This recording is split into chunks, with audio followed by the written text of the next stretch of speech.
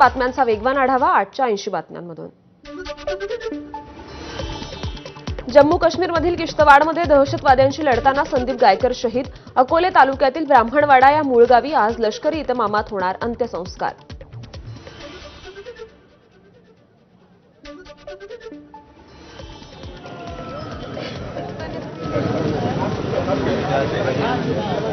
काही लाईव्ह दृश्य आपण आता सध्या बघतोय। संदीप गायकर हे नक्षलवाद्यांशी आणि दहशतवाद्यांशी लढताना शहीद झाले। अकोले तालुक्यातील ब्राह्मणवाडा या मूळ गावी आज लष्करी इतमामात त्यांच्यावर अंत्यसंस्कार होणार आहेत। राहुल गांधी आज जम्मू काश्मीरच्या दौऱ्यावर। पूंछमध्ये पाकिस्तानच्या गोळीबारात जखमी झालेल्यांची भेट घेणार। पूंछमध्ये पाकिस्ताननं केलेल्या गोळीबारात अनेक जण जखमी।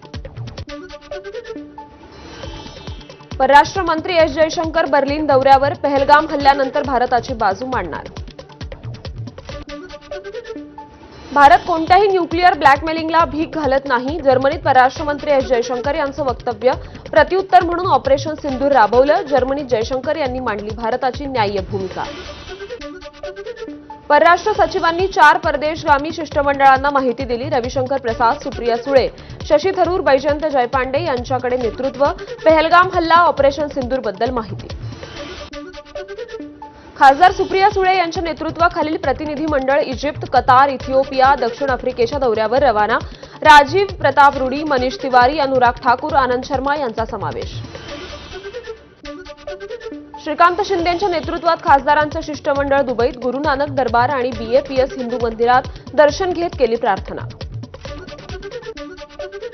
खासदार शशी थरूर यांच्या नेतृत्वाखाली गट 5 America, Panama, Guyana, Brazil, Colombia दौरा करणार।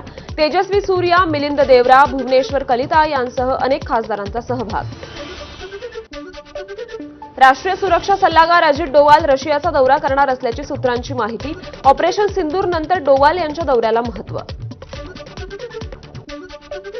भारत पुढच्या महिन्यात करणार जागतिक बँकेकडून पाकिस्तानला मिळालेल्या निधीचा निषेध। पाकिस्तान त्या निधीचा दुरुपयोग करत असल्याचा आरोप। पोलीस आणि केंद्राच्या मदतीने नक्षलवाद जवळपास संपुष्टात आणला। उपमुख्यमंत्री एकनाथ शिंदेंची प्रतिक्रिया। 27 नक्षलवादी मारले गेले। बसवराज हा नक्षलवादी मारला गेला। शिंदेंची माहिती। युद्धानंतर तुर्कीला धडा शिकवायचं ठरलं। शिवसेनेचे आमदार मुर्जी पटेल यांची माहिती। तर इंडिगोने काही विमान हे तुर्किश कंपनीच्या माध्यमातून घेतलेत। यामध्ये कामगार देखील त्यांचेच। पटेलांचं वक्तव्य। तुर्किश हे देखील कंत्राट रद्द केलं नाही तर शिवसेना तीव्र आंदोलन करेल, पटेलांचा इशारा। वैष्णवी आत्महत्ये प्रकरणी 7 दिवसांनंतर सासरा राजेंद्र हगवणे आणि दीर सुशील हगवणेला अटक। दोघांनाही 28 मे पर्यंत पोलीस कोठडी। वैष्णवी हगवणे प्रकरणात निलेश चव्हाणवर धमकी प्रकरणी गुन्हा दाखल करण्यात आलाय, मात्र अद्याप अटक नाही। कसपटे कुटुंबियांनी अपहरणाचा गुन्हा दाखल करण्याची केली मागणी। उपमुख्यमंत्री अजित पवारांनी घेतली कसपटे कुटुंबियांची भेट। संपूर्ण प्रकरणाची माहिती घेत कुटुंबियांचं सांत्वन केलं। हगवणेचा साथीदार आणि बाळ सुपूर्द करण्यात आडकाठी आणणाऱ्या निलेश चव्हाणला शोधण्यासाठी विशेष पोलीस पथक। पुणे पोलीस आयुक्तांशी चर्चा केल्यानंतर अजित पवारांची माहिती। वैष्णवी हगवणे प्रकरणात कुणाचीही हयगय केली जाणार नाही। कसपटे कुटुंबाशी चर्चा केल्यानंतर अजित पवारांचं आश्वासन। वैष्णवी आत्महत्या प्रकरणी जलद गती न्यायालयात खटला चालवणार। अजितदादा मुख्यमंत्र्यांशी करणार चर्चा। वैष्णवी हगवणे प्रकरणात आरोपी राजेंद्र आणि सुशील हगवणेची थार गाडी पोलिसांकडून जप्त। याच गाडीत गुन्ह्यानंतर प्रवास। आता इंडेव्हर आणि बलेनो गाड्यांची जप्ती कधी होणार याकडे लक्ष। राजेंद्र हगवणेला झालेली अटक ही पोलिसांच्या माध्यमातून। मंत्री योगेश कदमांची प्रतिक्रिया। कुठलंही राजकारण न करता आम्ही कारवाई केली, योगेश कदमांची माहिती। मुख्यमंत्री देवेंद्र फडणवीस 2 दिवसांच्या दिल्ली दौऱ्यावर। आज नीती आयोगाच्या बैठकीला हजेरी लावणार आणि उद्या मुख्यमंत्री परिषदेला उपस्थित राहणार। दौऱ्यात महत्त्वाच्या बैठका होण्याची शक्यता। आदिवासी विकास विभागाचा 335 कोटींचा निधी लाडक्या बहिणींसाठी वळवला। शासन निर्णय जाहीर। या निर्णयाचा फटका विभागाच्या योजनांवर होईल। याआधी सामाजिक न्याय विभागाचा निधी देखील वळवण्यात आला होता। राष्ट्रवादी काँग्रेस शरदचंद्र पवार पक्षाचे प्रदेशाध्यक्ष जयंत पाटील आणि भाजप प्रदेशाध्यक्ष चंद्रशेखर बावनकुळे यांची मुंबईत भेट। मागील एका महिन्यातील या दोन्ही महत्त्वाच्या नेत्यांची ही दुसरी भेट झाल्यानं चर्चांना उधाण।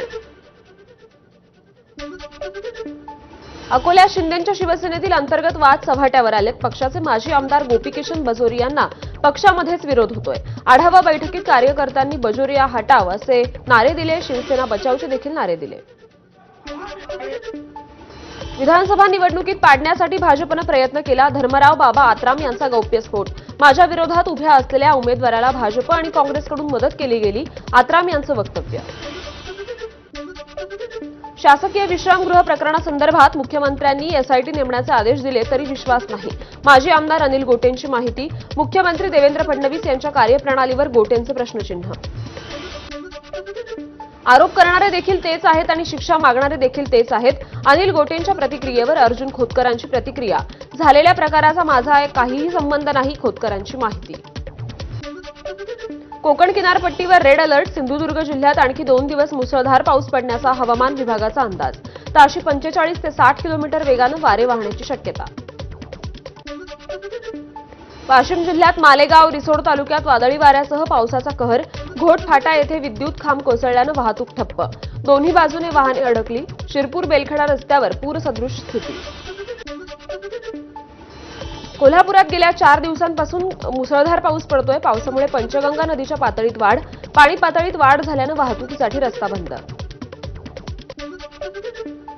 गेल्या 4 दिवसांपासून साताऱ्यात मुसळधार पावसाची हजेरी आहे. कृष्णा वेण्णा नद्यांना पूर परिस्थिती निर्माण झाली आहे. साताऱ्यातील संगम माहुली येथील छत्रपती थोरले शाहू महाराज यांची समाधी पाण्याखाली गेली आहे. पालघरमध्ये मान्सूनपूर्व पावसाची धुवाधार बॅटिंग. मुसळधार पावसामुळे मुंबई अहमदाबाद राष्ट्रीय महामार्गावर पाण्याचं साम्राज्य. रत्नागिरीत पावसामुळे पोमेंडी खुर्दमधील संरक्षक भिंत कोसळली. दुर्घटनेत 3 जण जखमी झालेत. जखमींमध्ये 2 वर्षांच्या मुलाचाही समावेश. मालवणमधील धामापूर मोगर्णे येथे राहत्या घरावर दरड कोसळली. दरड कोसळल्यानं पडवीत बांधलेली गाय गंभीर जखमी झाली. मान्सून पुढील 2 दिवसात केरळमध्ये दाखल होण्याची शक्यता. 1 जूनपर्यंत महाराष्ट्रातही येण्याची शक्यता. हवामान विभागाची माहिती. रत्नागिरी सिंधुदुर्ग आणि रायगडमध्ये काही भागात अतिवृष्टीची शक्यता. मध्य महाराष्ट्रातील घाट परिसरात देखील जोरदार पावसाचा अंदाज. मुंबईत पावसाचा जोर कमी राहणार. खबरदारी म्हणून येलो अलर्ट जारी. सलग 9 दिवसांपासून लातूर जिल्ह्यात दररोज पावसाची हजेरी. सतत होत असलेल्या पावसामुळे पिकांना मोठा फटका. नांदेडच्या नायगाव तालुक्यात जोरदार मान्सूनपूर्व पाऊस. टाकळी फाटा ते शेळगाव गौरी रस्ता खड्ड्यांमुळे तळ्यासारखा झालाय. अपघाताचा धोका निर्माण होऊन जनजीवन विस्कळीत. मुंबईत मुसळधार पावसाची शक्यता. महावितरण हाय अलर्टवर. वीज पुरवठा खंडित झाल्यास तातडीनं सुरळीत करावा. सोबतच 24 तास आपत्कालीन नियंत्रण कक्ष स्थापन. सलमानच्या घरात घुसखोरी करणाऱ्या महिलेकडून अंधेरी आरटीओमध्ये 2 महिला अधिकाऱ्यांना शिवीगाळ करत मारहाण. गाडीच्या विक्रीवरून झालेल्या वादातून मारहाण. 28 एप्रिल रोजीची ही घटना आहे. नंदुरबारच्या शहाद्यामध्ये लहान मुलावर भटक्या कुत्र्यांनी हल्ला केला. रस्त्यानं जाणाऱ्या दुचाकीस्वारामुळे मुलगा थोडक्यात बचावला. हल्ल्याची घटना सीसीटीव्ही कॅमेऱ्यात चित्रित झाली आहे. धाराशिवच्या लोहाऱ्यामधील कचरा प्रकल्पाविरोधात सुरू असलेलं शिवसेनेचं उपोषण मागे. जिल्हाधिकाऱ्यांच्या लेखी आश्वासनानंतर सोडलं उपोषण. रत्नागिरीतील खेडमधल्या चिंचघरमध्ये मंदिराचा कलशारोहण कार्यक्रम. शिवसेना नेते रामदास कदम, मंत्री शंभूराज देसाई, उदय सामंतांसह अनेक राजकीय नेते एकाच मंचावर. भंडारा जिल्हा मध्यवर्ती सहकारी बँकेचे अध्यक्ष सुनील फुंडेंच्या आईचं निधन झालं. खासदार प्रफुल्ल पटेल यांनी फुंडे कुटुंबियांची सांत्वनपर भेट घेतली. 1 महिन्यात मुंबई तर 2 महिन्यात महाराष्ट्र भोंगेमुक्त होणार. किरीट सोमय्यांचं वक्तव्य. मुंबईत 60% बेकायदेशीर भोंगे खाली उतरवण्यात आले. सोमय्यांची माहिती. राष्ट्रीयकृत बँकेतील हिंदी माणसामुळे मराठा उद्योजकांना कर्ज पुरवठा होण्यास अडचण. नरेंद्र पाटील यांनी व्यक्त केली खंत. जाणीवपूर्वक कर्ज देण्यास टाळाटाळ करणाऱ्या हिंदी भाषिक बँक अधिकाऱ्यांवर गुन्हे दाखल करणार. नरेंद्र पाटलांचा इशारा. अकोल्याचे नवे पोलीस अधीक्षक अर्चित चांडक यांनी पदभार स्वीकारला. त्यांनी बच्चन सिंग यांच्याकडून सूत्रे हाती घेतली. 2018 बॅचचे आयपीएस असलेले चांडक याआधी नागपूरच्या वाहतूक विभागात उपायुक्त होते. भंडारा जिल्हा दुग्ध संघाच्या निवडणुकीचं बिगुल वाजलं. पहिल्याच दिवशी 53 नामनिर्देशनं फॉर्मची उचल करण्यात आली. चंद्रपूर जिल्हा मध्यवर्ती बँकेची मतदार यादी प्रसिद्ध करण्यात आली. अनेक मोठ्या राजकीय दिग्गजांसह 900 जणांचा यादीत समावेश आहे. सोलापूरच्या कुसूरमध्ये 9 वर्षीय शाळकरी मुलीचा मृतदेह पुरलेल्या अवस्थेत आढळल्यानं खळबळ. मृत्यूचं कारण अद्याप अस्पष्ट. पोलिसांकडून पुढील तपास सुरू आहे. जालन्याच्या अंबड तालुक्यातील सुखापुरी फाट्यावर भीषण अपघात झाला. ट्रॅव्हल्स आणि टेम्पोच्या समोरासमोर धडका झाल्या. घटनेत 3घांचा मृत्यू झालाय तर 8 जण जखमी झालेत. गेटवे ऑफ इंडिया जवळच्या हेरिटेज वॉलला तडे पडलेत. नगर टर्मिनल आणि जेट्टीच्या कामामुळे तडे गेल्याचा स्थानिकांचा आरोप आहे. रेडिओ क्लब जवळ नव्या टर्मिनल आणि जेट्टीचं काम महाराष्ट्र मेरीटाईम बोर्डाकडून सुरू आहे. भिवंडीत पावसाळ्यातील दुर्घटना टाळण्यासाठी 21 अतिधोकादायक इमारती निष्कासित केल्या गेल्यात.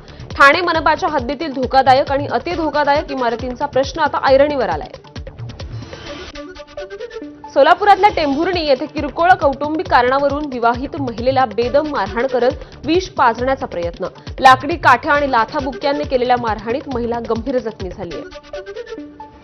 सासरच्या त्रासाला कंटाळून परभणीत 21 वर्षीय विवाहितेची गळफास घेऊन आत्महत्या. एमपीएससी करणाऱ्या पती, सासू आणि सासऱ्यासह 6 जणांवर गुन्हा दाखल. सोलापूरच्या कुसूर गावात 9 वर्षांच्या मुलीचा मृतदेह खड्ड्यात पुरलेल्या अवस्थेत आढळला. मृत्यूचं कारण अद्याप अस्पष्ट. पोलिसांनी अकस्मात मृत्यूची नोंद केली. शवविच्छेदनानंतर हत्या की नैसर्गिक मृत्यू हे स्पष्ट होणार. भंडाऱ्याच्या लाखांदूरमध्ये वाळूची अवैध वाहतूक. ट्रॅक्टरमधून वाळूच्या वाहतुकीचा व्हिडिओ व्हायरल. यामुळे सरकारनं जाहीर केलेल्या वाळू धोरणावर प्रश्नचिन्ह.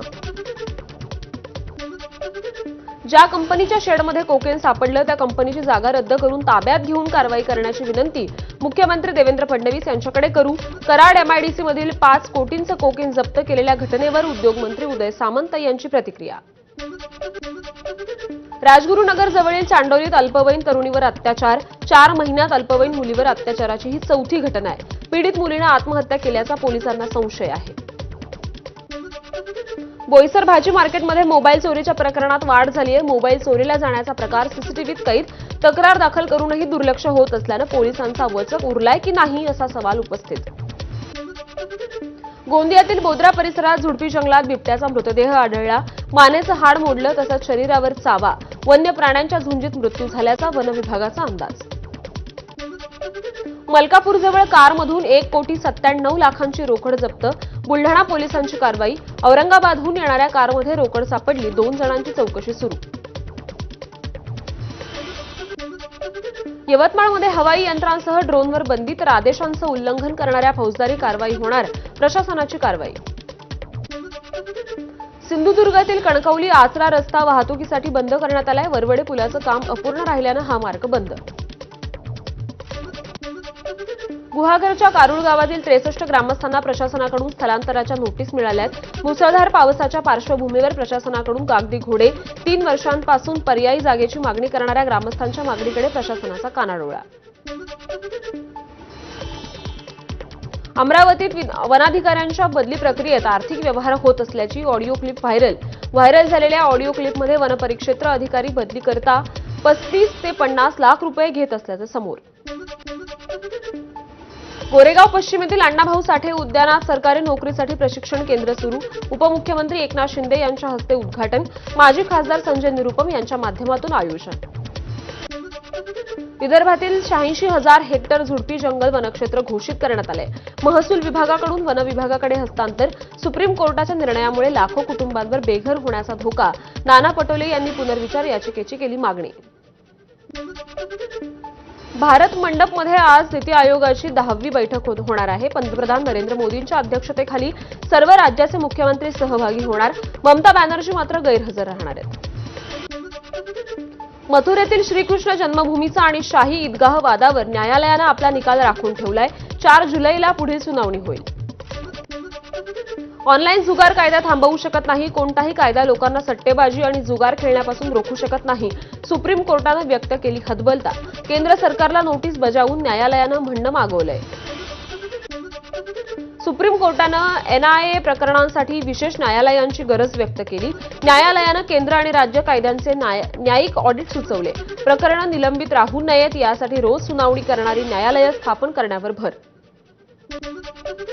मनी लॉन्ड्रिंग प्रकरणात लालू प्रसाद यादव यांच्या विरोधातील आरोपपत्रांची दखल घेण्याबाबत न्यायालयानं निकाल राखून ठेवलाय. 3 जूनला पुढील सुनावणी होणार आहे.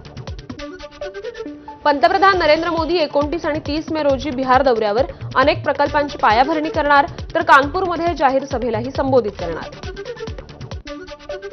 राहुल गांधी दिल्लीतील आरएमएल रुग्णालयात जम्मू काश्मीरचे माजी राज्यपाल सत्यपाल मलिक यांची त्यांनी भेट घेतली. मलिक सध्या गंभीर आजारामुळे रुग्णालयात दाखल आहेत. मोदी सरकारला आरबीआयकडून 2.68 लाख कोटी रुपयांचा लाभांश मिळालाय. रिझर्व्ह बँकेकडून सरकारला मिळणारा लाभांश वित्तीय तूट कमी करण्यासाठी महत्त्वाचा आहे. अमेरिकेचे राष्ट्राध्यक्ष डोनाल्ड ट्रम्प यांनी ऍपलला धमकी दिली आहे. आयफोनचं अमेरिकेत उत्पादन न केल्यास कमीत कमी 25% कर आता लावला जाणार आहे. ट्रम्प यांच्या ईयू आणि ऍपलवर कर लावण्याच्या धमकीनंतर वॉल स्ट्रीटमध्ये घसरण. ऍपलचा शेअर 2.5% घसरून 2 आठवड्यांच्या नीचांकी पातळीवर. एलन मस्क त्यांच्या सरकारमध्ये डेटा विश्लेषणासाठी ग्रोक एआयचा वापर वाढवत आहेत, ज्यामुळे हितसंबंध कायद्यांचं उल्लंघन होण्याची शक्यता आहे. रोहित आणि कोहलीच्या कसोटी निवृत्तीनंतर भारताच्या नव्या कसोटी कर्णधारावर चर्चा. इंग्लंड दौऱ्यासाठी संघाची घोषणा आज बीसीसीआय मुख्यालयात होणार आहे. शुभमन गिलचं नाव आघाडीवर आहे. आणि आता काही बातम्या सविस्तरपणे पाहूया. तर धुळ्याच्या गुलमोहर शासकीय विश्रामगृहात सापडलेल्या 1,84,84,000